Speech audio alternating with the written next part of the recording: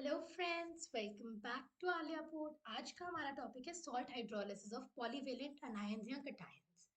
तो इसमें हम क्या देखने वाले हैं, जैसे हमारे दो केस, जैसे पहले अब तक हमने ऐसे अनायंस या कैटायंस का देखा जो मोनोवेलेंट, जैसे मेरे पास SO4 2 नेगेटिव है या फिर Cl नेगेटिव या फिर मेरे पास Cn नेगेटिव।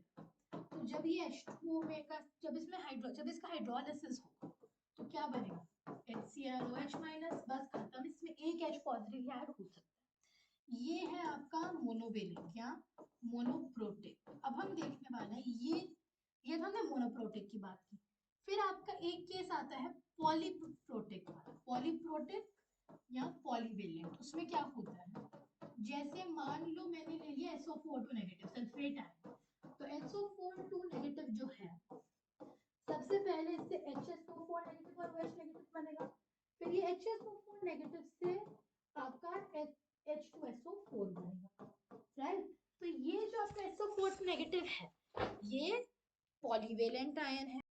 अच्छा, अब याद रखना ये जो है ये स्टेप्स में होगा। अब एग्जांपल समझो, H2S है जैसे मेरे पास, तो इसका क्या होगा, H पॉजिटिव और HS नेगेटिव।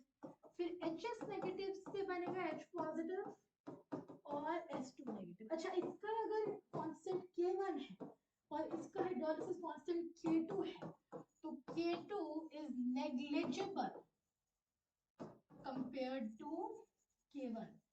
K1 के कंपैरिजन में जो आपका K2 है वो बहुत छोटा है और उसे इग्नोर किया जा सकता है। तो अगर हम एक एग्जांपल से समझें, मान लो मेरे पास H3PO4 है, राइट। पहली बार इससे क्या बनेगा, H2PO4 नेगेटिव और H पॉजिटिव। फिर ये H2PO4 नेगेटिव से बनेगा HPO4 2 नेगेटिव और एक और H पॉजिटिव। फिर ये HPO4 2 नेगेटिव से मेरे पास बनेगा PO4 3 नेगेटिव और एक और H पॉजिटिव, राइट। अच्छा, अब यहाँ पे अगर मुझे Ka1 निकालना है, concentration of H plus, concentration of H2PO4 negative upon concentration of H3PO4। Ka2 निकाल लो, कितना आएगा, concentration of HPO4 2 negative, concentration of H plus upon concentration of H2PO4 negative।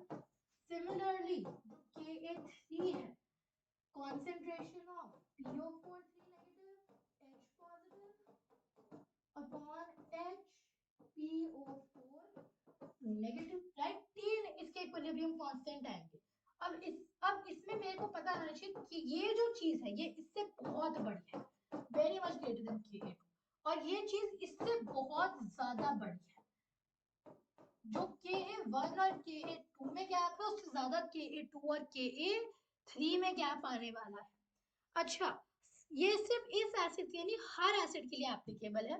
Ka1 is very much greater than Ka2 और उससे ज्यादा बड़ा है Ka3 से। अच्छा, जो आपको pH निकालना है, pH के लिए आप सिर्फ Ka1 यूज करोगे। ये जो Ka2 और Ka3 से pH निकालोगे वो इतना कम है कि इसके सामने आप इसे इग्नोर कर सकते।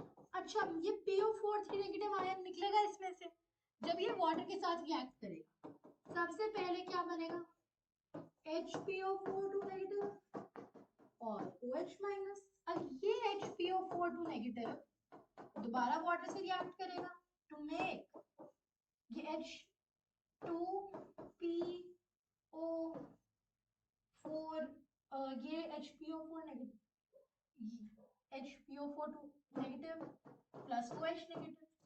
ये H2PO4 नेगेटिव एक बार दोबारा वाटर के साथ रिएक्ट करेगा, H3PO4 और OH नेगेटिव बना लेंगे, राइट। अच्छा, अब यहाँ पे अगर मुझे निकालना है तो इस वाले का KH कितना आएगा, concentration of OH minus, concentration of HPO4 2 negative upon concentration of PO4 3 negative। KH2 ये 1 था, कितना है ये, OH नेगेटिव की कॉन्सेंट्रेशन, इसकी कॉन्सेंट्रेशन H2PO4 नेगेटिव की कॉन्सेंट्रेशन अपॉन इसकी कॉन्सेंट्रेशन HPO4 2 नेगेटिव। अच्छा, इसकी अगर मुझे KH3 निकालनी है, OH नेगेटिव की कॉन्सेंट्रेशन, इसकी कॉन्सेंट्रेशन H3PO4 की अपॉन इसकी कॉन्सेंट्रेशन H2PO4 नेगेटिव। अब आप देखो, अगर मैं इस क्वांटिटी और इस क्वांटिटी को मल्टीप्लाई करूं, इस क्वांटिटी और इस क्वांटिटी Ka1 और KH3 को, इसे और इसे, तो H3PO4 से ये कट जाएगा, इससे ये कट जाएगा, मतलब Ka1 इंटू KH3 कितना आएगा, H पॉजिटिव की कंसेंट्रेशन इंटू OH नेगेटिव की concentration which is equal to Kw। तो Ka1 into KH3 equal to Kw। Similarly देखो, यहाँ पे H2PO4 negative, HPO4 negative, HPO4 negative, H2PO4 negative, कटेगा कटेगा कटेगा, ये कटेगा कटेगा, अल्टीमेटली इनको मल्टीप्लाई करके Ka2 इंटू KH2 कितना आएगा, H positive OH negative concentration का product which is once again Kw, water का आयनिक प्रोडक्ट। अगर Ka3 और KH1 को मल्टीप्लाई करें, देखो H3PO4 H2PO4 negative, H3PO4 H2PO4 negative, मतलब वंस अगेन ये कितना आएगा, concentration of H plus into concentration of OH minus which is once again Kw। तो निकालना हो तो ये तीन चीजें काम आएंगी, Ka1 into KH3 is equal to Ka2 into KH2 is equal to Ka3 into KH1 is equal to Kw।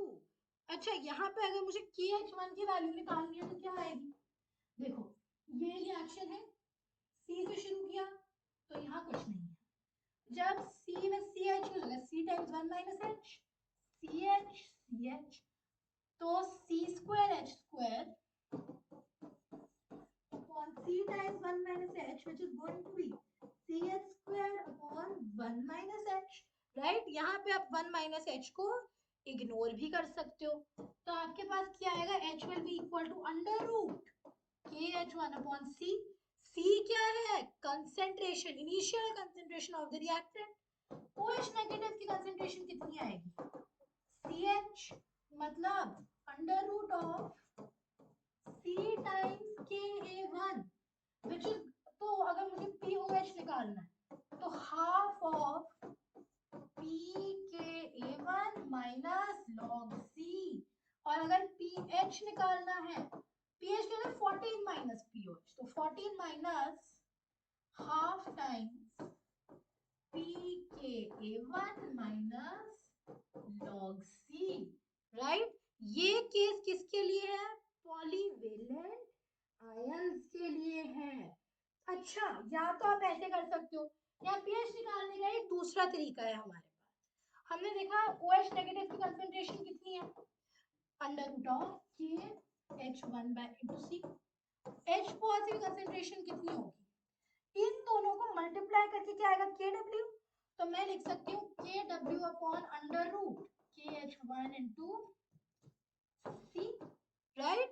ये कितना आएगा, Kw times under root of KH1C, इसे मैं लिख सकती हूँ Ka3 upon Kw times C, मतलब under root of Kw into Ka3 upon C। तो अगर, तो ये क्या है, कॉन्सेंट्रेशन ऑफ H प्लस, तो अगर log of negative log of concentration of H plus करूं तो minus half log Kw plus log Ka3 minus log C, right? Which is going to be half of minus log Kw pKw minus log Ka3 pKa3, ये minus का plus हुआ तो plus log C, ये value आएगी मेरे pH की, half pKw plus pKa3 plus log C। ये किस चीज के लिए हमने निकाला है, पॉलीवेलेंट cations या anions के लिए। So I hope your concept clear है. That was all for today's video. Goodbye. Thanks for watching.